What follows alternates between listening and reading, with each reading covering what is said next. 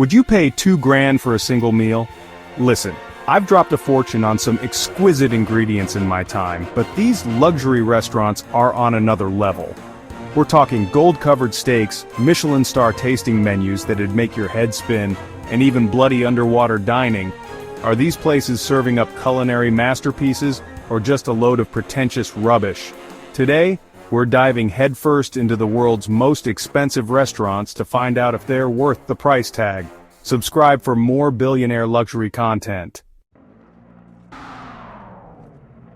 First up, we're jetting off to Ibiza, the party capital of the world.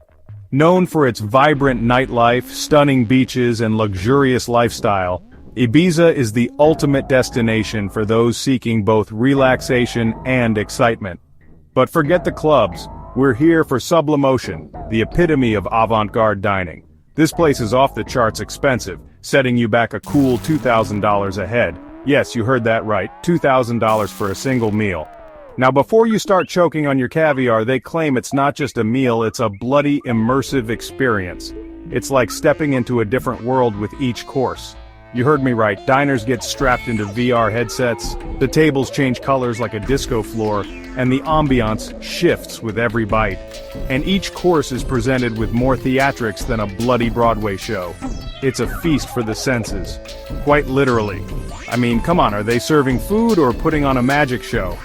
The line between dining and entertainment is completely blurred here. Don't get me wrong, I appreciate a bit of creativity, but at this price, the food better be more mind-blowing than the light show.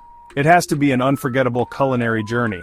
We're talking flavors that'll make you weep, textures that'll redefine your palate, and a dining experience that stays with you long after the meal is over, and ingredients so rare you'd need a treasure map to find them. It's a culinary adventure of the highest order. Otherwise, it's just smoke and mirrors, a load of bollocks to justify the astronomical price tag. The experience has to match the hype. And let's be honest, you could fly to Spain, stay in a 5-star hotel, and eat like royalty for a week for the price of one meal at Sublimotion. It's a matter of priorities. So, is it worth it? That's a question for those with more money than sense, I suppose. For the rest of us, it's a fascinating glimpse into the world of ultra-luxury dining. Next up, we're heading to the Big Apple. Where else but to Mesa, the most expensive sushi joint on the planet. Nestled in the heart of New York City, this place is the epitome of luxury dining. Listen, I love sushi, but $950 per person for an omakase menu? They're having a bloody laugh, aren't they? I mean, that's more than some people's rent. Now, I'm told Chef Masa Takayama is a legend, a sushi master who handpicks the freshest fish flown in daily from Japan. His dedication to quality is unparalleled, and his skills are second to none. And there's no menu, you just sit back and let the chef work his magic. It's a personalized experience tailored to your taste buds, with each piece crafted meticulously. That's all well and good, but at that price, I'd want to choose my own bloody fish, swim to Japan and catch it myself if I have to, maybe even get a diploma in sushi making while I'm at it. I'm talking about the finest tuna, the most delicate uni, the kind of seafood that melts in your mouth like butter. It's an experience, sure, but is it worth the price tag? And the rice, it better be cooked to perfection, each grain plump and separate, seasoned with just the right amount of vinegar. It's the foundation of good sushi, after all. But here's the thing.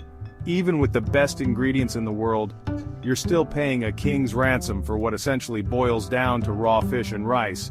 It's a culinary art, no doubt, but the price is staggering. Look, I'm all for quality, but there's a limit. At some point, you have to ask yourself if it's really worth it. You could hire a private chef to prepare a sushi feast for a fraction of the price. Imagine having a bespoke dining experience in the comfort of your own home. So unless you're swimming in cash and have a bottomless pit for a stomach, I'd say give Mesa a miss. There are plenty of other places to get your sushi fix without breaking the bank. Chapter 3. Ultraviolet Shanghai China Sensory Overload or Culinary Disaster. Now let's talk about Ultraviolet in Shanghai, a restaurant that's trying to redefine fine dining with a $1,500 per person price tag. This isn't just a meal, it's an experience, a spectacle designed to engage all your senses. They're throwing everything at the wall here. Technology, art, gastronomy, you name it. It's a high-tech wonderland where every detail is meticulously planned to create a unique dining adventure. Only 10 seats, each course paired with music, scents, and visuals.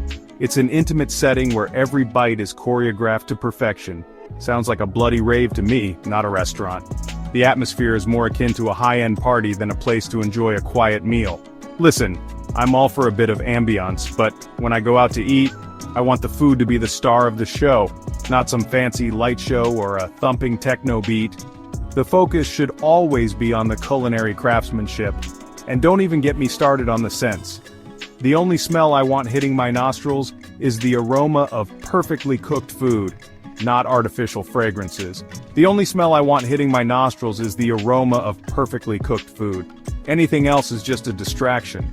This whole sensory overload thing, it's just a distraction, a way to mask mediocre food with gimmicks. It's like they're trying to hide something. If you have to bombard my senses to make the food taste better, you're doing something wrong. True culinary excellence doesn't need such theatrics. Give me a simple plate of food, cooked with passion and precision any day of the week. That's where the real magic happens.